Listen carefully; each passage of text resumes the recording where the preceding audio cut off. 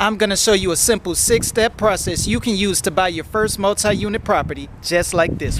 Buying real estate can seem like a scary and complicated process. Everybody, I'm sure, has heard some sort of horror story either from someone they know or from the media about how somebody bought some real estate and it ended up being just a terrible experience.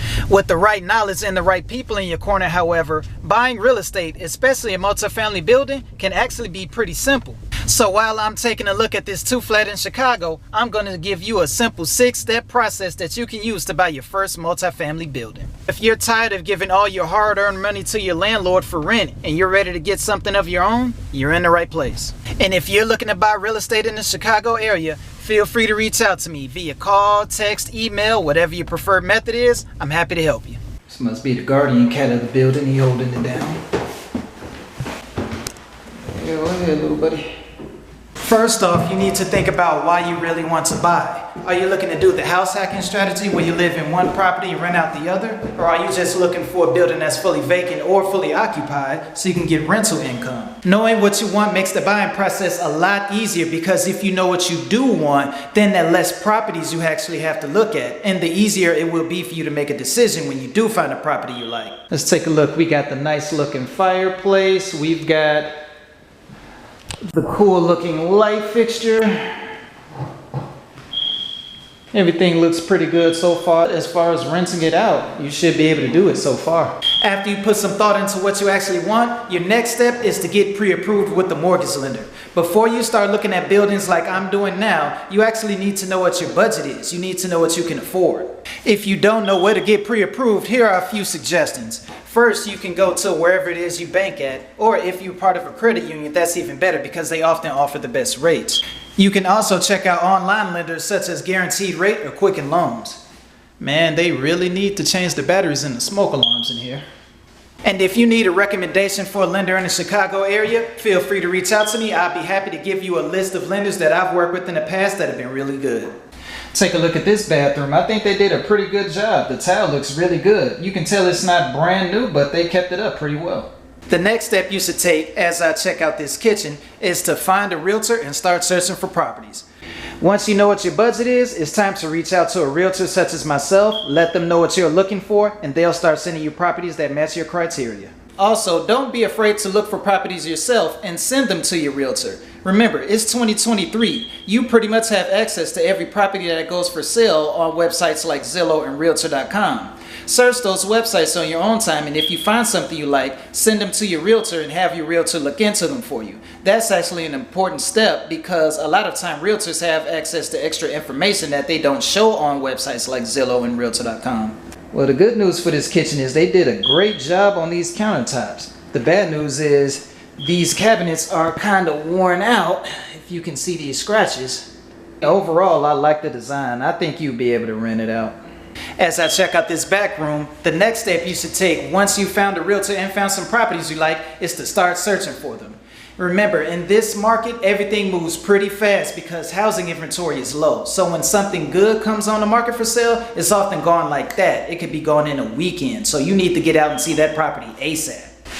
Here are some tips on things to look at when you're actually looking at properties. First, make sure to check every light switch in every room because you want to make sure you don't run into any unexpected electrical problems. Next, make sure to check the water faucets in the kitchens and the bathroom just to make sure that the plumbing and the water pressure is okay.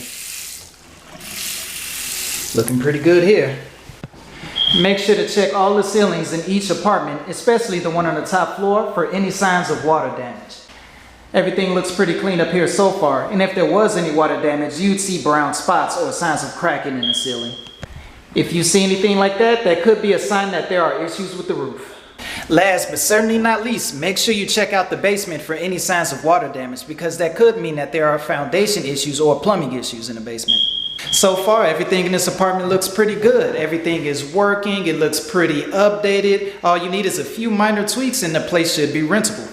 If you find something you like this one, your next step is to make the offer on the property. Here are a few things to remember when making an offer. The market is hot once again, and there isn't a lot of stuff out there for sale. So if you find something you do like, make that offer as fast as you can. And also, if you're making an offer on a property that has multiple offers, do not pay attention to the listing price. Do not try to lowball them, because chances are you won't get the property. Usually the opposite is true, and you have to pay more than the asking price on a property to be able to even beat out the competition. Now, if you want to get a discount on a property that could be worth thousands of dollars, what you could do is ask the seller to give you a closing credit. However, do not ask for that closing credit at the initial offer. I'll show you a little bit later when you should ask for that credit. When making your initial offer, the most important thing is for you to get the seller to accept your offer. Once that happens, you can move on to the next step, which is the inspection. Once the seller accepts your offer, your next step is to get a home inspection. This is where you hire a home inspector to go through every inch of the property, and they're going to let you know of any issues that you might not have seen. Once the inspector looks at the property, they're going to make a report for you. And that's when you should have your realtor as well as your attorney take a look at that report and go over any items that you believe are important versus any items that might be trivial. If it's an older building, chances are there's going to be something wrong with the property. Just think of like buying a used car. Like, you know there's going to be some sort of issues.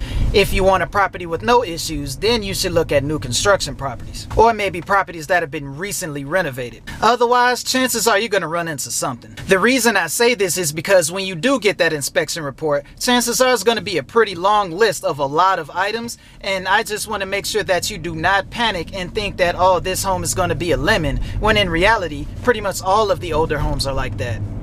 So once again, just make sure you go through the report with your realtor as well as your attorney to look for any items that might be important that need to be fixed versus, once again, items that may not really matter that much. Now, here's the part where you can go to the seller and ask them to give you a credit. What you can do is say that you found some items on the inspection report and you need these items either to be repaired, or you can ask the seller to give you a credit.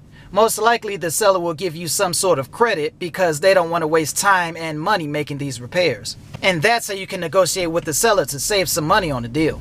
Once you're done with the inspection, you're almost in the clear from there. Next, you have to wait for the bank to send out an appraiser, which is them basically making sure that the building is worth the money that they're lending to you. Once you're done with that, then you do a final walkthrough, and then you go to the closing and pick up your keys. Congratulations, you just bought your first multifamily building.